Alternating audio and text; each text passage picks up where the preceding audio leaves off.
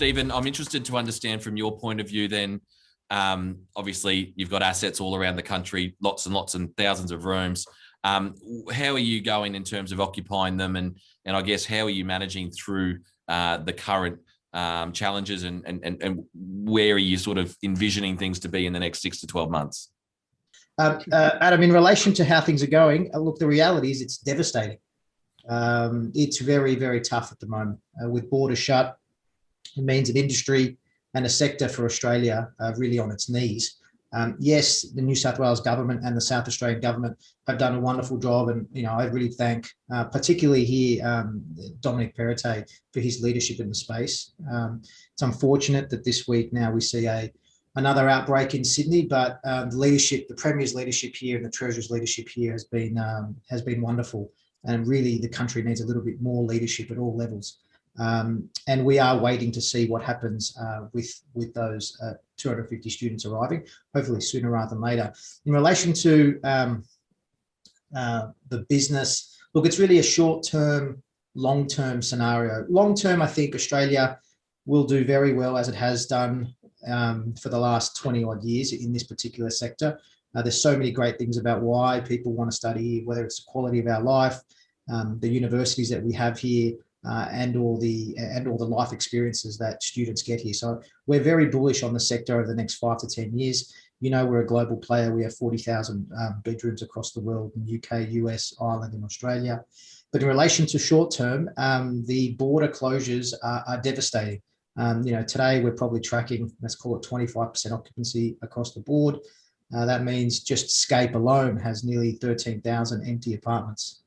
13,000 empty apartments. And whilst the universities have had some luck convincing government to aid them, here you have a PBSA sector that will lose somewhere between $1 and $1.5 billion over the last 12 months, which is really unsustainable. So it's one thing to get our students back. They've got to sit somewhere safely. We are working with all levels of government to encourage them to bring back what is a very obedient cohort, right? So we have to get them back safely. These people are here for a purpose. They are here to educate themselves and to make our country a wonderful place. And we need them in our universities. We need them in our cafeterias. We need them in our bars, pubs, restaurants. We need them everywhere else across the economy. And we can't wait to get them back. But the reality is, short term, it's quite devastating. How does it Scape as a business, Stephen, sort of manage and handle the 25% occupancy? How have you had to restructure your balance sheet and your costs of operating and other parts of the business to support what is, I would estimate, an unsustainable level of occupancy? Well, that's right. Unfortunately for us, we have wonderful capital partners in APG, Allianz, AXA, and those type of blue chip institutions, along with a very friendly banking syndicate and partners, me and Craig and a couple of other gentlemen who are aligned in the business. The reality is we're long-term investors. Certainly we won't be breaking any record profits this year, but it's a combination of, managing our costs, combination of closing buildings where we need to, shifting students from building A to building B, and also working with government to try and articulate a response that helps them bring back students. But certainly we're not going to be breaking any records today. It means sitting down with our banks, extending our debt where we need to, having those tough covenant conversations. I think that's a reality, but also having wonderful equity sponsorships that are long-term passive investors. Now, we're talking about some of the biggest global pension funds on earth. The macro thesis around why Australia, why education, why PBSA, and certainly in Australia, PBSA means city living, urban locations, that thesis doesn't change.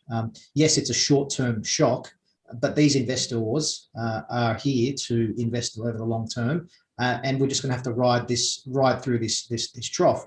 However, I'm not sure all groups will be able to do that. Not all of these groups, some of my competitors, some are not, have the balance sheet, have the equity sponsors, and have the scale of the operations. I mean, in the business today, we have 27 buildings for our 15,000 rooms, and there's another 17 coming out of the ground. there's things you can do when you have scale that you just can't do when you've got 1, 2, 3, or half a dozen buildings.